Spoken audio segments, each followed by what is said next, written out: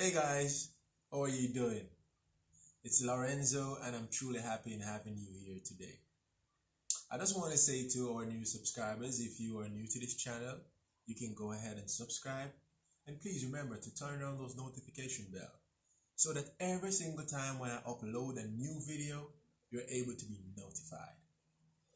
In my last video, I shared about a individual that has been impacting life greatly. I believe that you have so many great individuals that are pioneers and that really set the stage and the bar so high that we can truly follow in their footsteps. And I just want to show another video in regards to, a little bit about this person, because in recent times we have get to understand that he is suffering from cancer and he has been asking for prayers. And he is no other than our Judge Frank Caprio. Now, this man has been making waves across the internet for years now. He has been touching many lives. And every now and again, I would have, watched his videos and the commentary and to see how he deals with persons. And it has always been moving. I just want you to pay keen attention to this particular video that I'm about to share so you can see a bit more about the character of this person. All right? All right. Without any further ado, we're going to jump right into the video. All right? Bless you guys.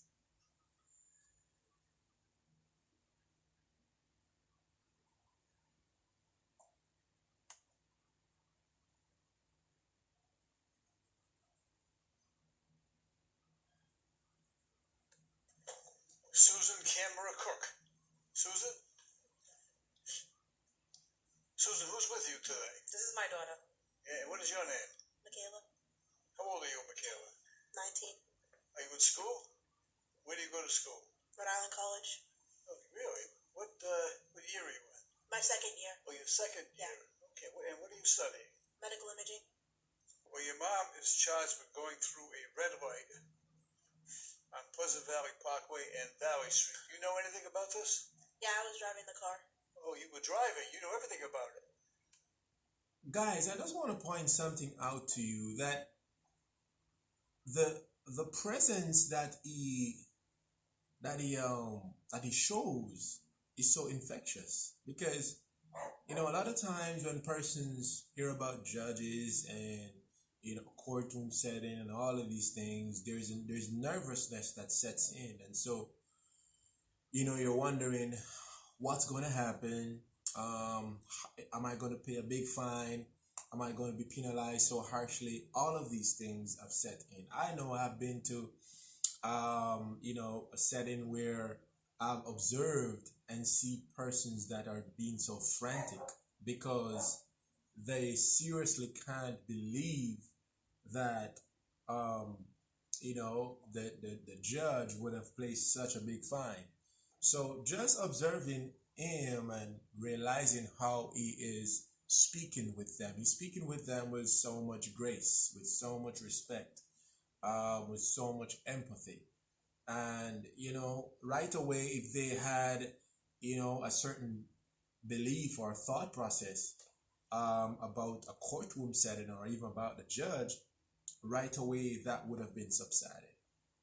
So just something to point out here, that he is one that he is to be respected. Of course, he's a judge, but at the same time, he comes off as being really relatable, really open, and he's trying to have a conversation so he can make his verdict. Let's continue. And Susan, so when the summons came to you, right? Did you know immediately that it wasn't you? Oh, I knew it wasn't me. Yeah. So what did you say to your daughter? I said, Michaela, did you go through the red light? And she said, The mother said that when she saw the summons, she said she knew it wasn't her, and she's addressing her daughter, Michaela. You did you break the red light? So and I like her mom. Her mom seemed to be down to earth, type of person. She seemed to be very um, open.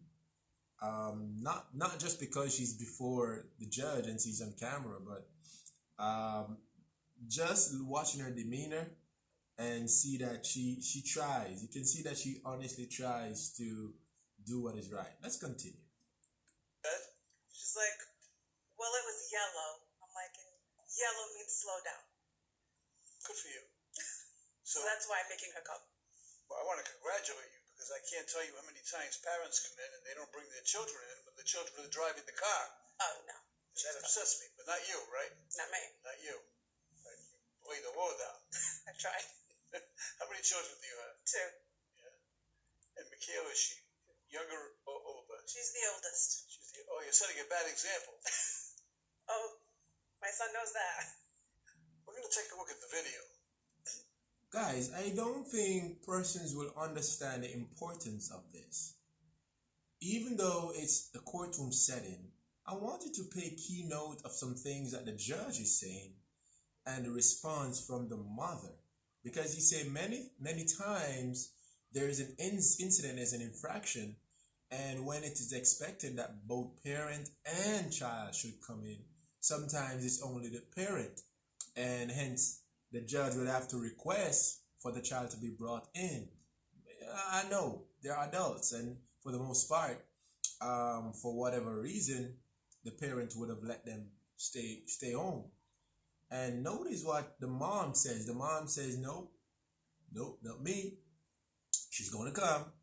And hence what I said earlier, you can see that's what you call good parenting. That's what you call just, owning to responsibilities.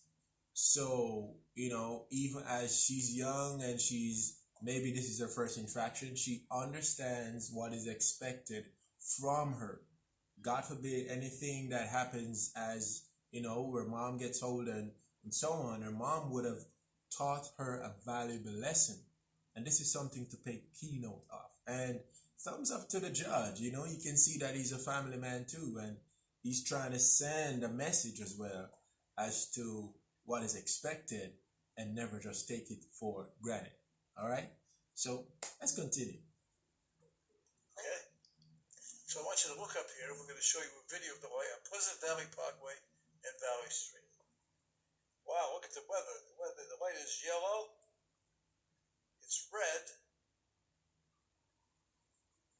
I don't know. That was pretty close, don't you think? I need some guidance. I mean, I guess it was yellow for a short time, but she went to the red. You think maybe that it wasn't yellow long enough? Not long enough. Wait, your mom was trying to make an excuse for you. But she went into a think tank. Were you in a hurry on that morning? I was trying to go home. I was at school for so long. I think that was the day I had a late chem lab, and I was so over it, and I just wanted to go home. Honestly. You were tired? Yeah. I mean, this was close to 6 o'clock. It is always important to, be honest, because I know I speak to myself too, because there's a lot of times you're in situation and there's always that nudging to go a little bit to the left and not to be totally honest. And you can see here that, she folded her arms. She was like, well, we're getting to the meat of it. So the truth is, I was just trying to go home, man. I was just trying to get out of there. You can see that sincerity, but also reserve. So even though I'm saying this, I'm just bracing myself right now, because right away the judge can say, all right, yeah, we agree, you broke the red light, and pass a verdict. But not quite so with the judge. He's still probing, and notice as he's probing, they're responding it all. At night. Yeah, I had my chemistry lab. You have late classes. Oh, yeah. I'm going to assume that you have a skilled attorney representing you. Okay? Yeah. And it just so happens that my son, this is my son, is here tonight, and he is an attorney. Now, I don't know how skilled he really is, but we're going to find out. So I'm going to appoint him as your attorney and have him represent your daughter and see what he says about this case. Okay? Thank you. You want to get up there? You want to introduce yourself to your client? We met earlier. And you had an opportunity to view the video. I saw the video, and I bring to your attention two factors. One, she was appropriately driving the speed limit, especially in inclement weather. And most people, when they see a yellow light, would accelerate to try to make it through the yellow light. Ms. Cook did not accelerate. She was still under the speed limit. And due to her maintaining the speed limit, the light was only red for 0.3 of 1 second when she crossed the sensor.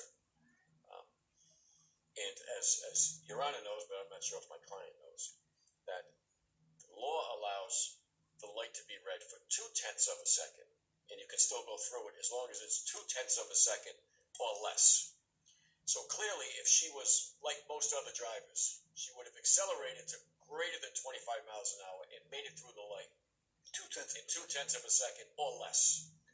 But her focus on driving safely and not accelerating and causing other people to be in a dangerous situation, especially in inclement weather around her, I think should be rewarded, and she should be given the benefit of the doubt. You know, that's some good point. That's a very good point. Notice the need or why you need lawyers. Because, you know, the judge say that it was about 0.3 of a second. And then as he called over his son and his son is representing them, he made some valid point that you can't argue. True, she maintained her speed limit and she did not try to accelerate in trying to go through the light and in the type of weather that they were facing too, because we know vehicles can skid and, you know, even if there's a sudden stop to break up and things of the nature. So great point. And then he brought up the law that allows you, you know, to go through that light in 0.2 of a second. So 0.3 of a second, 0.2 of a second. It's really now up to the judge to process this to see whether or not his points that he has been bringing is valid enough to allow her to actually get a pass on this. But let's watch to see how the rest unfolds. All right. On the 1/10 of a second, she was in excess of the law. Okay, makes sense to me. She actually gave me that excuse earlier. She just didn't want to say it. She was a little shy today. All right. I'd have a conflict of interest if I had to rely on you, so I just wanted to... I'm going to resume my duties on the side. You're going to excuse yourself from this case. I will. Oh, you're out. How did I do? Pretty good. Pretty good. Pretty good. How did I do? Dinner? Hot meal? Yes. All right. What's her favorite? What's her favorite meal? Pasta. Pasta. Some people call it pasta. Some people call it macaroni.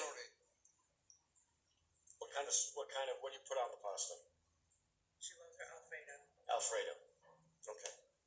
I don't know if you're going to say sauce or gravy. That's the other thing. Sauce or gravy. No. Right? No. Okay. All right. All right. Go ahead. I'm sorry. 0.3 of a second. Thank you. Hey, you make a great impression before the court. Thank you. So I know now where your daughter gets her respect for authority from and her good personality and Oh, thank you. probably her brains. Because everything begins with the family unit. It's the basic unit of society. So I want to congratulate you for having such a wonderful daughter. Thank you. Represents your family very well. Drive carefully. Good luck to you. Thank you. Susan Kim.